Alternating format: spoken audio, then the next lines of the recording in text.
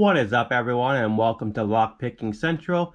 Today we are going to go over the wafer core and how to pick them quickly. You can single pin pick these, but we're going to just go over how to quickly pick them and how they work. So we got the device here today. We have our wafer core with the keys.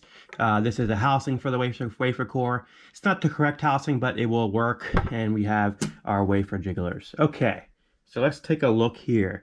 So as you can see here, they have these spring assisted, well, I guess they call them wafers. This one I cannot disassemble. I'll put up a diagram of how this works on the screen. But basically, you have a top and a bottom. This one actually only has a top that you have to pick. But when it's in the core and it's like this, it's hitting. So you can't turn it.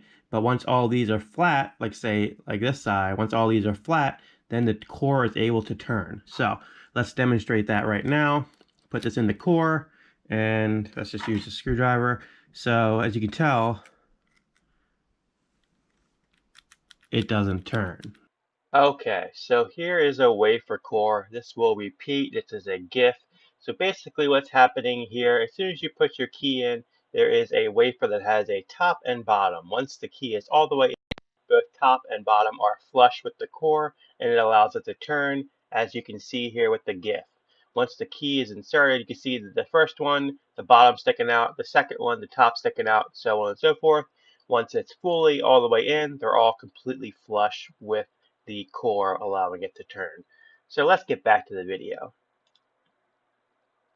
Yeah, okay. So it does work. This is a fully functioning lock. So let's go ahead and show you that right here. So I put this in here and it turns freely. So let's get these keys out of the way. We won't be needing them. And let's throw this in the device. And we can show you how quickly you can pick. These are wafer cores usually on like cabinets, these little guys. So let's go ahead and get a good angle here. Let's just put it straight up. And then we can put this part down like so. There we go. See? Now you guys can see it. All right.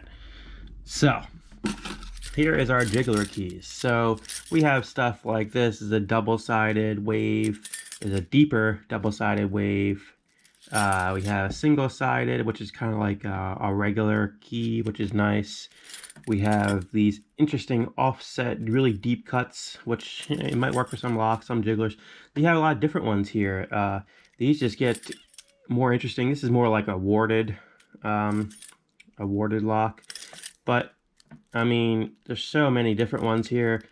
It even has some single pin picks and a really wide wave rake. And here's another ball pick. But what we're going to use today is these really thin ones, because this is a small lock. But I'll show you again, this does not open. This is locked. Say it's locked. All right, so here we go. Little guy, and we're going to stick it all the way in there. And what we're going to do is, well, we're going to jiggle it. You ready? There we go. And we got it out. It's that easy. It's going to be a little harder to lock. But let's do that again. Let's show you how fast this is. So, again, we're locked. We are locked. It does not turn. Put our jiggler key in here again, all the way in, and we're going to jiggle it.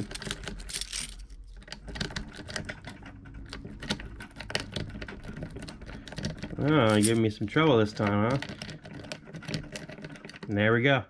And the core comes out. So that's how quickly you could get into one of these. And I think that's very interesting that these locks are so poorly made that I could probably make a tool like this. I mean, look at how small these are. I mean, it's almost like nothing there. So I think that's going to do it for us today. We have a couple other wafer cores that we will try in future videos. I just wanted to show you quickly how this wafers kind of work. Like I said, We have a bunch of other cool stuff. If you've watched my previous videos, you've seen all the interesting locks and picks that we're going to feature here in the future. So I hope you guys like this new vise idea. Hit that like button if you do, subscribe, and post a comment. As always, I'll catch you in the next video.